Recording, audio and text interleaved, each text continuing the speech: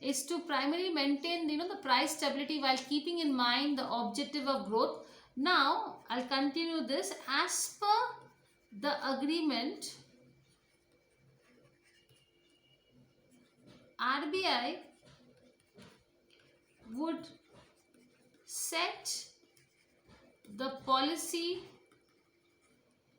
interest rates and would aim to bring inflation below, very important point students, below 6% by January 2016 and within 4% with a band. So it can be plus or minus. So what is a band called? It's like a calculation. It can be something plus or minus. Okay, so within a band of plus, okay, or minus. So I'm writing here plus or minus 2% for 2016 and 17 and all the subsequent years. What is subsequent? Means the remaining years. After that also it will continue. So 2016, 17, then 18, 19, 20, 21, like that. Okay, so let's just read again what it is. So the objective of monetary policy framework is to primarily maintain the price stability while keeping in mind the objective of growth. Yes, so growth is very important. So as per the agreement, RBI would set the policy interest. So interest rates were very important here, and it would aim to bring the inflation below. So the inflation is very dangerous, I told you students. So inflation has to come down. So that was the objective, to bring inflation below 6% by January 2016, because inflation is very, very high in India. Okay, so some way or the other we had to reduce below 6%, and more the better, much the merrier. And within 4%, so 6% or 4%, so it can be like plus 2 or minus 2. So 6 minus 2 is 4, so that is good. If it is plus 2, so 4 plus 2, 6. So maximum 6, upper limit is 6, below limit should be 4, and within the 2016-17 bracket, and this should continue. That is what is called as subsequent years. It will continue as 6% or 4%. So sometimes 6%, so sometimes 4%. So that is why plus 2 and minus 2 within a band. Okay. Now continue. I'll continue the third point also. Okay, so I'll write the third point here. Okay, the central bank will be deemed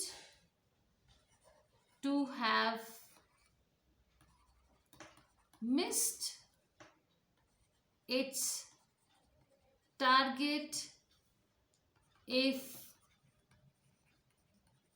consumer inflation is at more than 6% or at less than 2% for 3.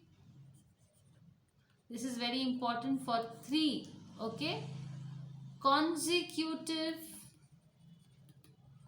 quarters. So what is quarters? So in a year there are 4 quarters, 3 months, 3 months, 3 months, 3 months. So that is called as quarters. Starting in 2015-16 fiscal year. So what is fiscal year? The tax year. Okay, so the central bank will be deemed. So what is deemed? It is promised to have missed its targets if the consumer. So it is being told, it has been understood that it will miss its target if the consumer inflation is more than 6% or at least less than 2% for 3 consecutive quarters. If within that full year, 3 months, 3 months. So that means what do you mean by that? So suppose if there are 12 quarters, okay, so there are 12 months in a year, so at least 9 months it should be 6% or 4%. So if this target is missed, that means it will be understood that that year the inflation target was missed. I hope you understood the meaning of it. Is, see, it is being clearly said that it should be less than 2% for 3 consecutive quarters. So that means 4, 4, 4. So that means definitely it should be 4. Yes, 6% achieved. In that year, 4. Yes, 6% achieved. Again 4.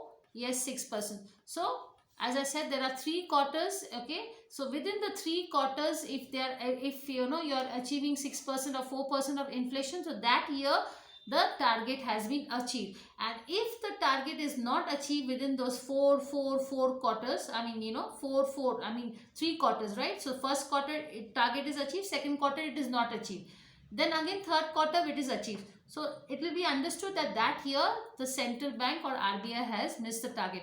It should be back to back. All the 3 targets, it should achieve 6% or 4%. So if it is not achieved, it will be understood that the central bank will be deemed to have missed its target if the consumer inflation is at more than 6% or at least less than 2% for 3 consecutive quarters. Okay. Now let me keep on continuing my explanation. Okay. So let me write. Now the fourth one. If the central bank misses the inflation target, it will send a report to the government explaining the reasons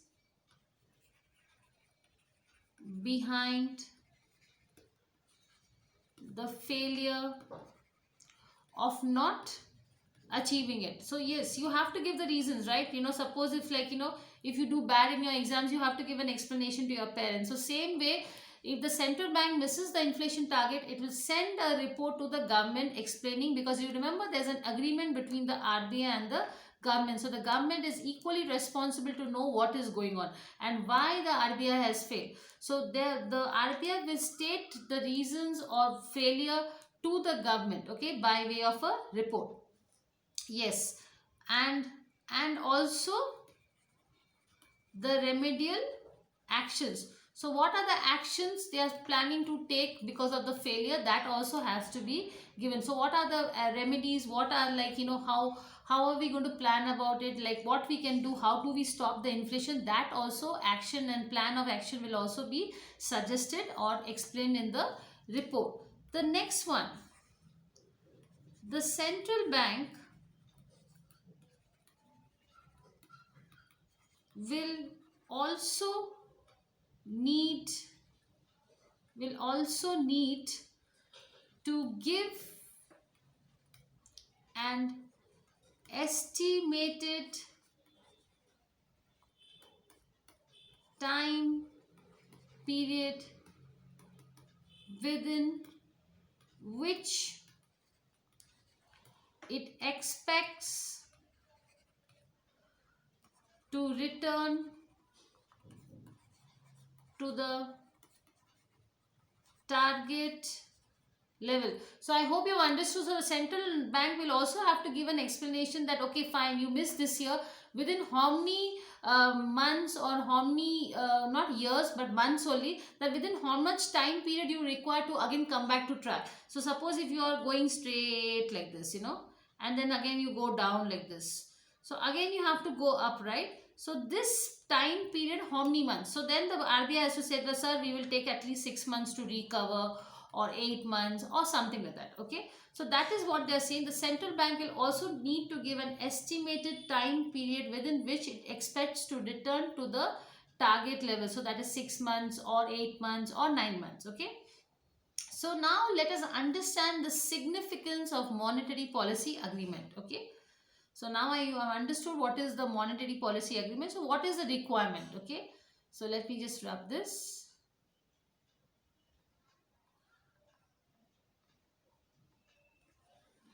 Okay. So yes, let me write down here. Significance of monetary policy agreement. Okay. Now the first one, I'll explain to you in point wise, so that it's better to you for you to understand. So why the agreement gives a free hand to the RBI governor to decide on the monetary policy measures to achieve the inflation target. It also requires the RBI to give out to the central government a report in case the target, which I already told you, is missed. Okay. So what is the requirement? So since so it is not only that that is it is flexible, that it's an agreement which gives a free hand to the RBI governor to decide on the monetary policy measures to achieve the inflation target, but it also requires the RBI has some more responsibility also. It has to give out the central government a report in case the target is missed. So thus, now this is the conclusion. Thus it is a fine, you can say, balance. It's not that RBI is always in the better hand. It's not like, so they are in 50-50 ratios. The government is also to be blamed indirectly, and the RBI is also. So both have to be taken care of each other. Okay. So it is a fine balance between, so you remember this word, autonomy. So I'm giving you, what is autonomy? Autonomous means I'm giving you the full responsibility to do your work on your own. But if I'm giving you a complete independence, doesn't mean that you will not be accountable to me. So you will come back to me whenever you falter or if you make any mistake. I'm giving you free hand doesn't mean that you can jump on my head. Got my point? So between autonomy and accountability. So what is accountability? So you have to tell me if it's anything goes wrong. You're accountable to me. You have to tell me what are you doing, or other things, and you keep reporting to me. So that is called as accountable to me. Anything goes wrong, you have to come to me. I will not spare you. So you, just because I've just given you full freedom doesn't mean that you can just sit on my head. You have to do whatever I have told you to do. So that is called as accountability. So this is very, very important. Okay. Now let me just keep clearing this.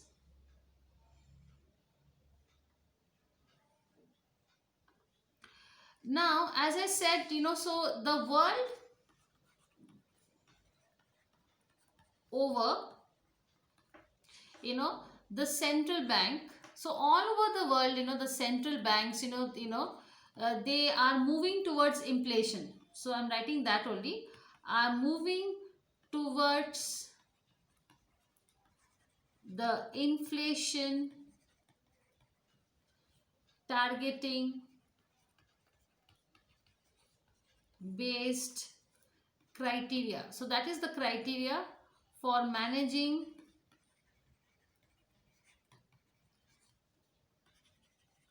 monetary. So more or less the monetary policies all over the country, all over the world is the same only. Okay. And the MPA, that is the Monetary Policy Agreement, is a step in that direction, and that is why it is so important. So now you have understood what is the importance. Okay.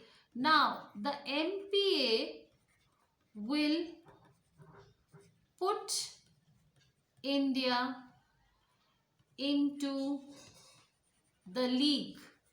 So India will also join. So what do you mean by league? Into the league means it will join the race into the League of Nations that followed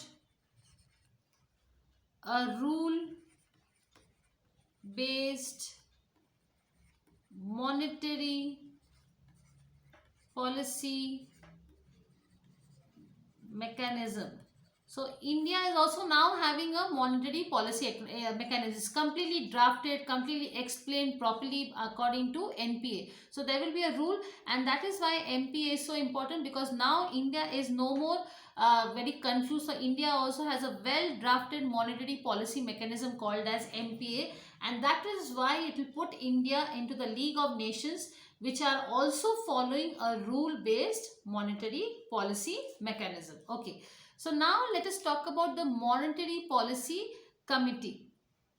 Okay, so let me just clear this. Okay, so now we will talk about is Monetary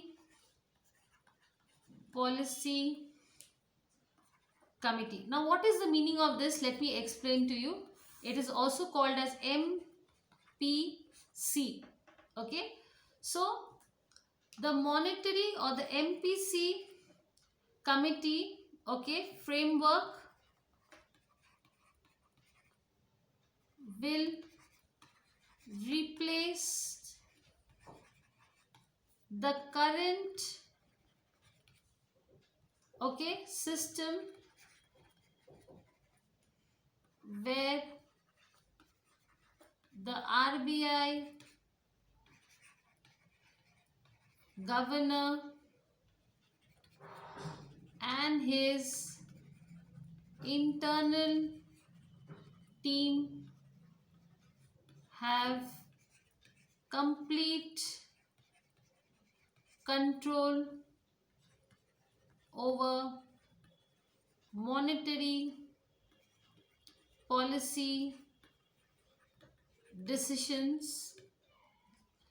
Now here basically what was happening, the MPC framework is now going to replace the current system where RBI governor and his internal team has the full control over monetary policy decisions. So now the RBI governor will not have complete control, okay, but while a technical advisory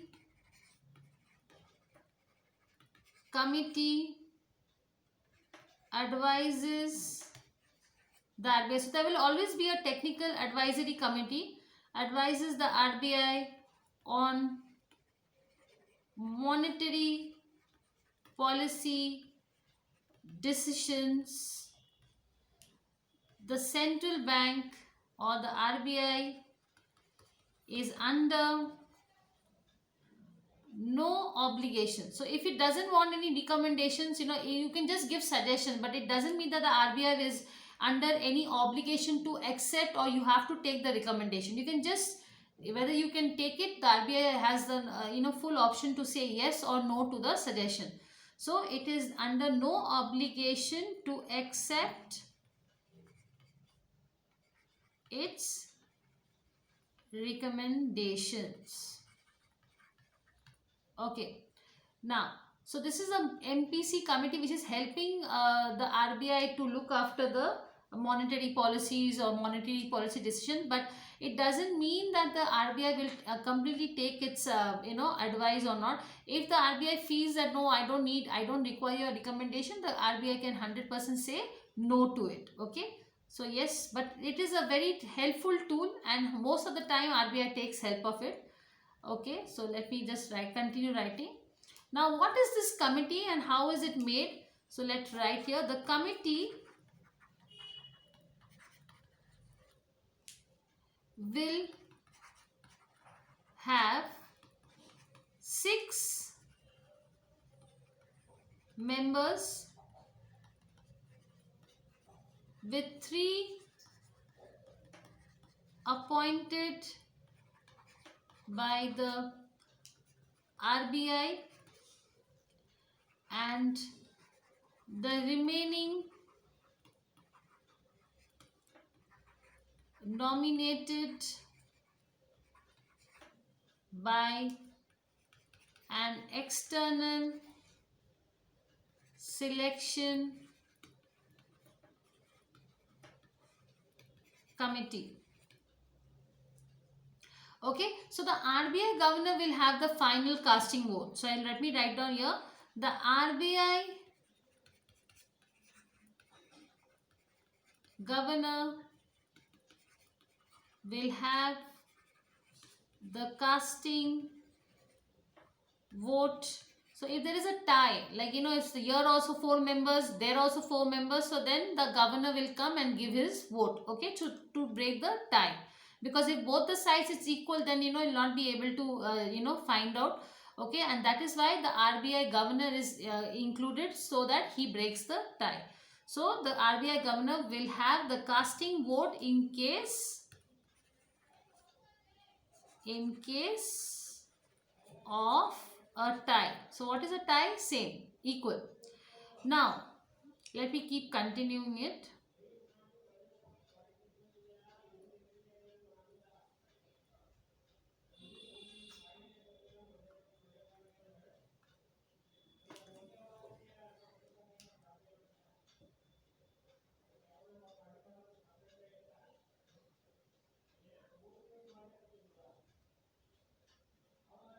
Now the next point I will write. According to the finance bill, the committee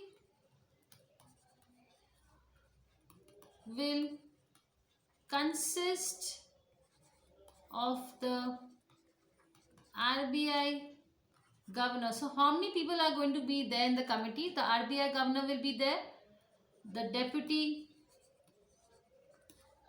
governor,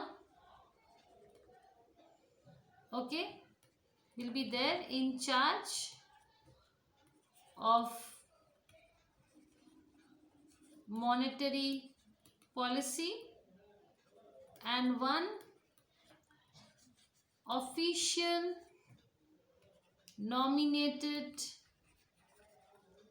by the central bank. So these people were there, and the other 3 members, so let me write down here, the other 3 members will be appointed by the central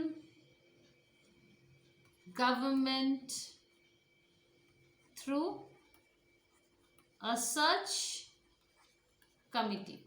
Okay, so this is the way there's now this search committee. Who are the search committee? So quickly let me write down here also. Let me clear this.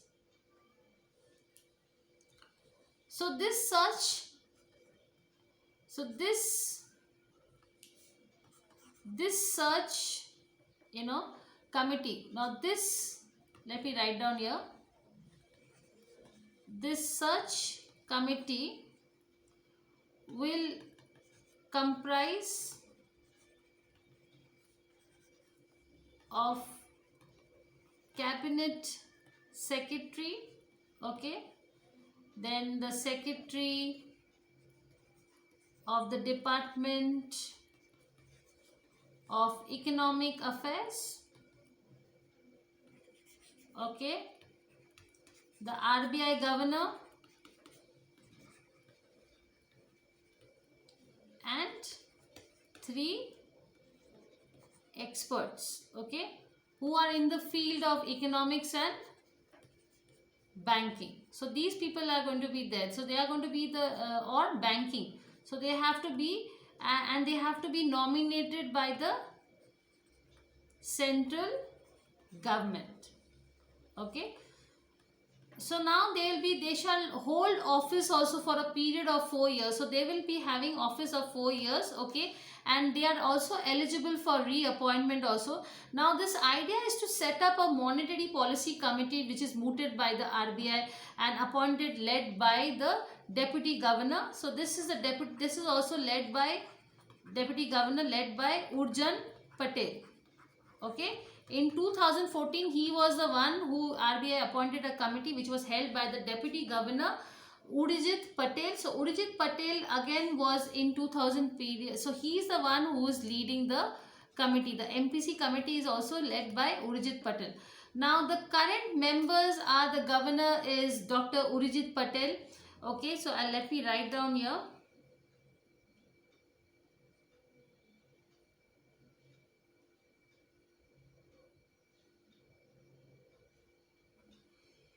Okay, so let me here quickly I'll write down.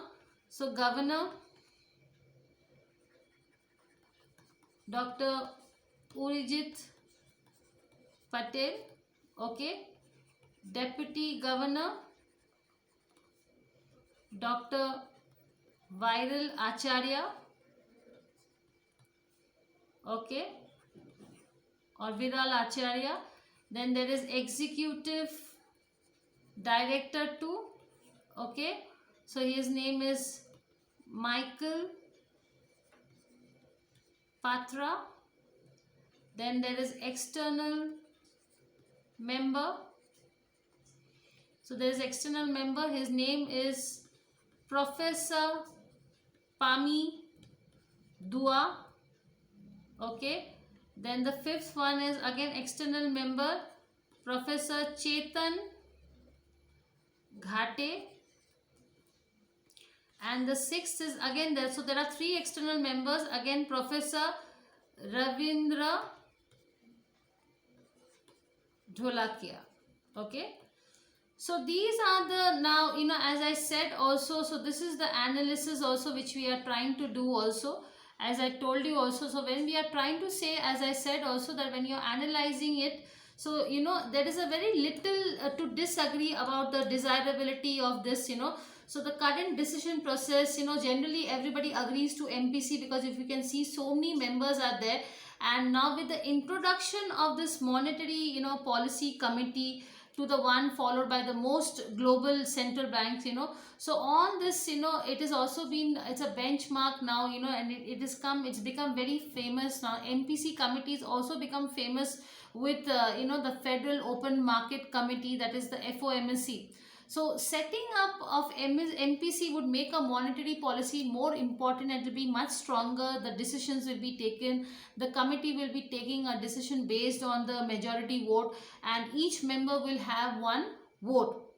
So the final composition of MPC announced by the government is the middle path, which is, and there is an excessive influence of government, policy, and the MPC is also well drafted, and it is proposed by the governor also. So the governor has a veto power, that if any problems happen, the governor can give its own, as I said, vote also. Okay, and sometimes the governor, besides the power, also appoints 4 to 6 members, and he can also, but the governor is a very important role here, because he can give his views and opinions anytime. Okay, so this monetary policy actions are basically done by the MPC committee. Okay, and this is enabled, why this MPC is done, because it is enabling to help the targets of the policy to adjust the behavior of the inflation. That is the main target of MPC. Okay, so I hope you like the class. I'll see you in the next, where we will discuss the question and answers of the chapter of monetary policy.